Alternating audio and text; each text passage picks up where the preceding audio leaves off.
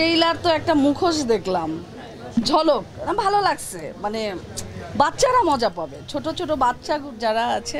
আমার মনে হয় এবার সাকিব খানের দর্শক হতে যাচ্ছে বাংলাদেশের জিএনজি যে জেনারেশন তারা। পুরো ছবিটা তো আর আমি দেখিনি, আমি গান টানও দেখিনি। তো আমি যে ট্রেইলারটা দেখেছি সেটা হচ্ছে যে বাচ্চারা কিন্তু একটু মুখোশ টাইপের, ভৌতিক টাইপের, একটু ফানি টাইপের ক্যারেক্টার দেখতে পছন্দ করে।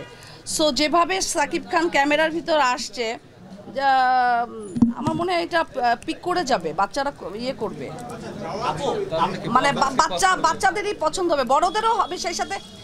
যেমন বরবাদ কিন্তু বড়রা দেখেছে, বাচ্চারা কম দেখেছে, কিন্তু আমার মনে হচ্ছে তাণ্ডবটা সকল শ্রেণী সকল দর্শকরা দেখ। এরকম যদি হয়, আমি তো আসলে স্টোরি জানি না, গল্প জানি না, কিছুই জানি না। আমার যতটুকু আমি দেখার ওইখান থেকে আমি মতামতটা ব্যক্ত করেছি। তো আমার মনে হয় যে আরও যদি রিল দেখি, আরও গানটা দেখি, তাহলে হয়তো বা আমি বলতে পারবো। যে সিনেমা চলবে সেটা চলবে, তাকে আটকানো যাবে না। দর্শক যে সিনেমা গ্রহণ করবে চলবে, 120টা কেন 10টা হলেও চলতে পারে।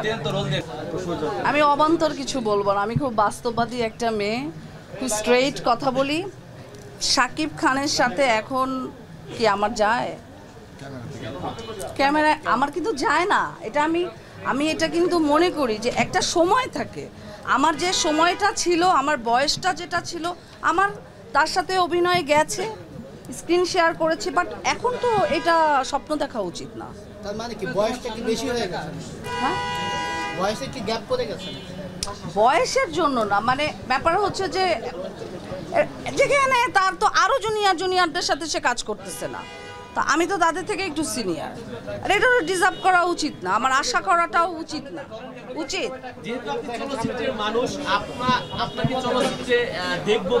আচ্ছা, পলি একসময় সুপারহিট ছিল, পলি দর্শক হলে টিকিট কাটতো, স্বপ্ন দেখতো, অনেক কিছু লাভ লাভ লাভ লাভ লাভ লাভ।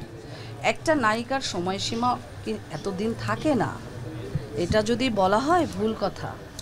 একজন শাবনূর অনেক, আমার চেয়ে অনেক অনেক অনেক অনেক অনেক বড় সুপারস্টার, তাকেও তার আসন ছেড়ে দিতে হয়েছে।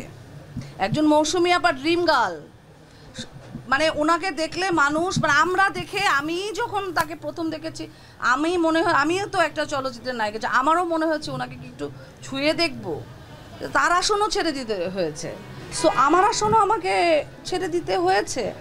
এটা দুঃখের কোনো বিষয় না, এটাকে মেনে নেওয়াটাই হচ্ছে সবথেকে বড় বিষয়।